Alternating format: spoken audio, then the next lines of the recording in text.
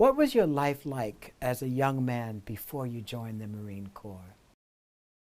Well, I joined the Marine Corps right out of high school.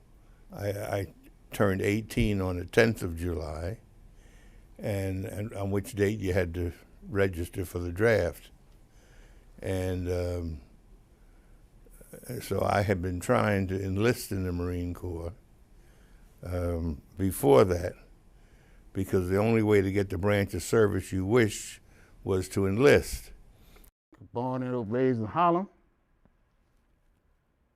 Went to PS5, 139.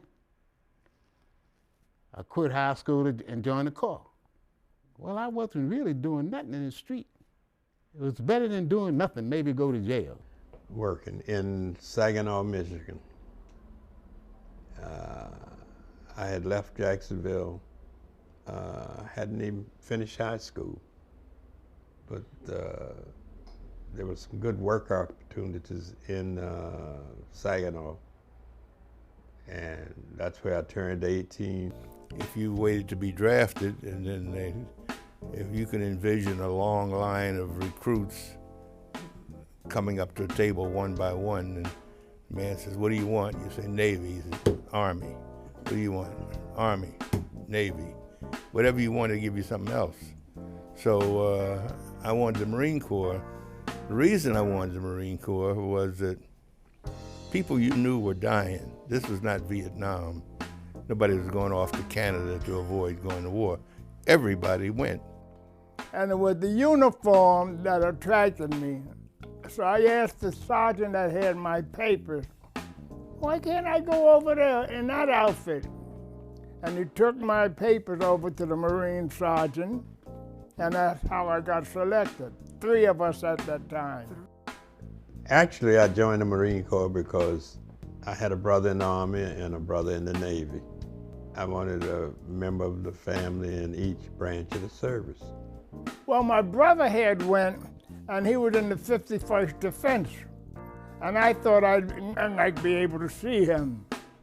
Saw him one time. He came over when I was in training, to see me.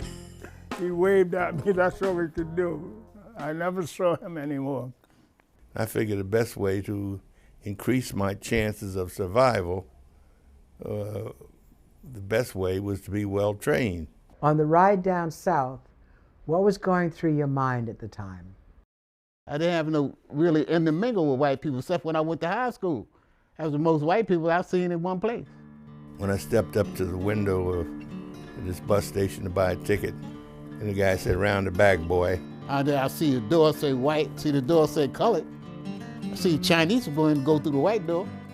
I felt funny at first with it. I said, well, he ain't black, he ain't colored, so I guess he can go through it. But the door still said white. And we was in the car right behind the coal tender. But unfortunately, they could not close the door. The Marine MPs were in the car behind us, looking through. These hot cinders blowing in there, you couldn't get away from it. Real high 80s and whatnot. And that was the train ride down to North Carolina. White Marine. When we stopped to get something at a restaurant or something, he could go in and get it for me, and I couldn't go in the same place, even in uniform. And we went to a restaurant, and the guy wanted to know, "What you doing coming here? Go around the back." And we couldn't understand it. We're in uniform. So anyway, when we went around to the back, some of the brothers that was working there told us, "Watch yourself. The boys are talking about getting themselves some Marines." In other words, we were going to be jumped on a fight, whatnot. What was the boot camp environment like physically? I got off the bus, and the great big black sergeant said, "Where are your orders?" And I launched into this long explanation of why I don't have orders. And he hit me, and I bounced.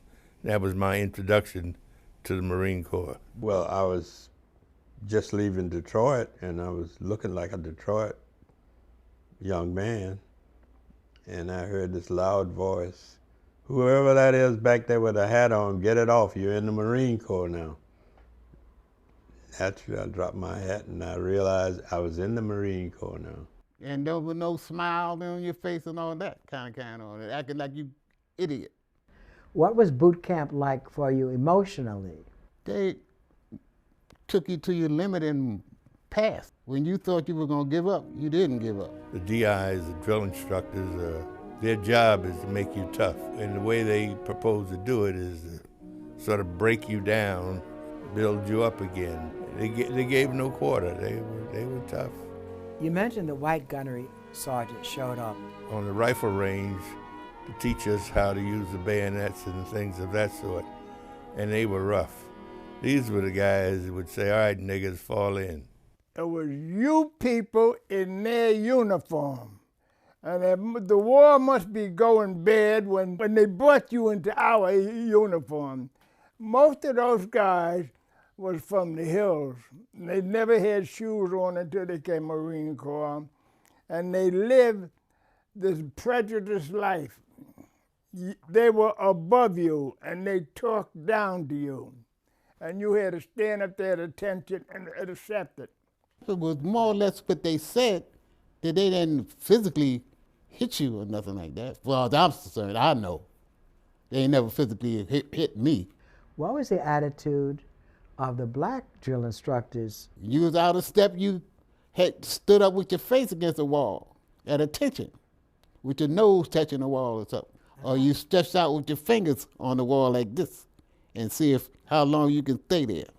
There was one incident where we went in and I walked. And my DI, drill instructor, put his hand on my shoulder and said, "We see you don't like double time. You don't like running. So we're not gonna make you run anymore. From now on, you're gonna crawl around." And he instructed me how he wanted me to crawl, and I had to crawl all morning around the base. If anything, I think they were determined to show that we were the equal of any white Marines. I mean, they didn't phrase it that way. Nobody ever quite said that, but their behavior indicated that that's what they thought, that's what they believed. Joining the Marine Corps is one of the best things I ever did. See, one must appreciate, I'm 17 years old. People I knew were dying. There was a war going, this is the war to end all wars. And I'm going to be part of this. I'm going to be a Marine. And this is, for me at that time, very heavy. To show you how I felt about boot camp, when we went in the door, I leaned down because I felt I was much taller than I was, because I finished boot camp. You know, I'm a Marine. I'm a tall man now. What was your first experience in combat after you left Montford Point? The first time I was in combat was in Korea. It was in the 7th Marines. We hit an island called Woolaloo. We had to wait on that island, the whole island, for 12 hours before the rest of the men could come ashore, because the tide goes out and stays out for 12 hours. If the North Koreans would have counterattacked, they'd have wiped us out. The only support we had was aircraft and guns from the ship. Couldn't get no more men ashore until the 12 hours where the new tide come in.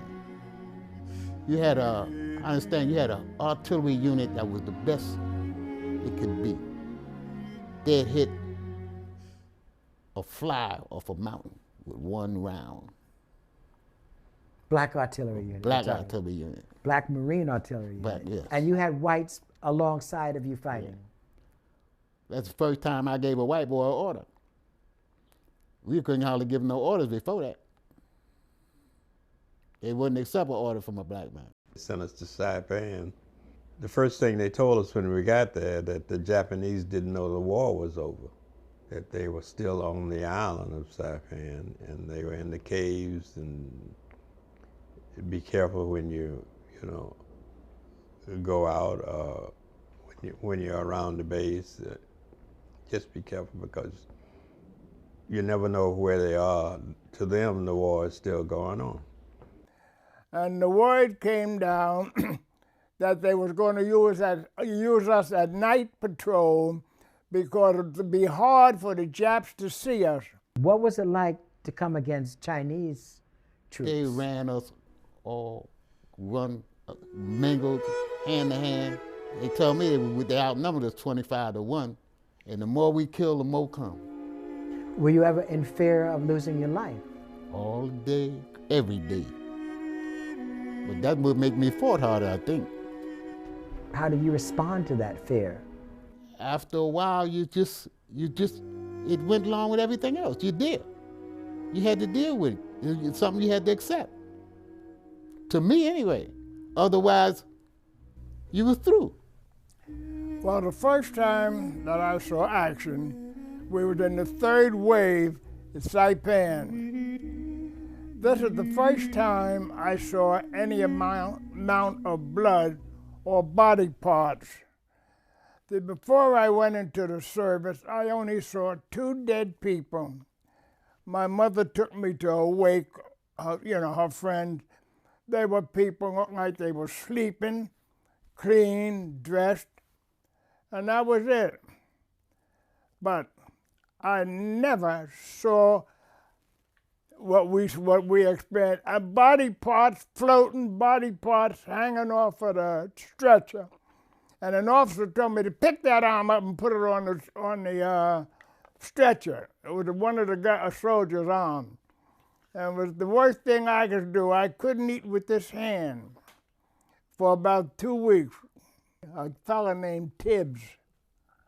We were talking like, he was no fun. I'm in this hole. He was talking like back and forth, you and I, and you don't answer no more. But we finally found out you got hit. But I've seen a Marine hand a child some rations, and the child blew up in front of us. So anytime one of them come next to me again, I'd shoot him. Our first patrol that we had at night was called a stinking stickum. In other words, if the body didn't stink, you would stick them. Because they supposedly had a couple of guys get shot. Is there anything in the Marine Corps that could be passed on to our youth? Discipline is about the only real thing I would give my advice to somebody. I think it'd be especially helpful to some of our young people who think the way to be, quote, bad is to ignore the rights of others, and it's not. And whatever you do, don't be a bully. If you're gonna do something, whether you like it or not, do it as best you can. Because you're not gonna always like what comes out that street. Even to this day, I come across a problem, think about Marines, think about boot camp, and it's no problem anymore. I'm a Marine. I can do it. Well, when I left the Marine Corps, I joined the Transit Authority. At that time, they called it Board of Transportation. And then it changed over to the Transit Authority. And it gave me confidence into doing the titles I was pursuing. I started out as a trolley car operator, and I ended up as a supervisor in Coney Island Yardmaster. My background from the Marine Corps played a big factor in helping me pursue these jobs, because you needed confidence and patience. Did being a Marine carry over to your public life, especially being the leader of arguably the greatest city in the world? I would like to think that it did. Thanks to many, many people, Percy Sutton among them, who was a Tuskegee Airman, I might add, who ran for mayor in 1977. No black man ever thought of running for mayor of the greatest city in the world. As a matter of fact, until it happened, I never thought we'd have a black president, but we have. Having a black president was something that I thought I would never see, especially growing up in the South.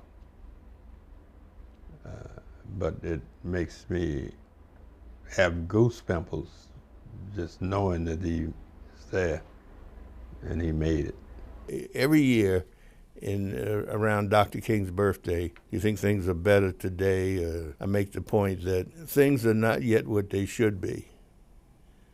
We got a long way to go, but thank God they're not what they used to be. The footprints of the Montford Point Marines were left on the beaches of Roy Namar, Saipan, Guam, Peleliu, Iwo Jima, and Okinawa. The tides and winds have long ago washed them out into the seas of history, but the chosen few, in field shoes and canvas leggings, also left their marks in the firm concrete of Marine Corps history.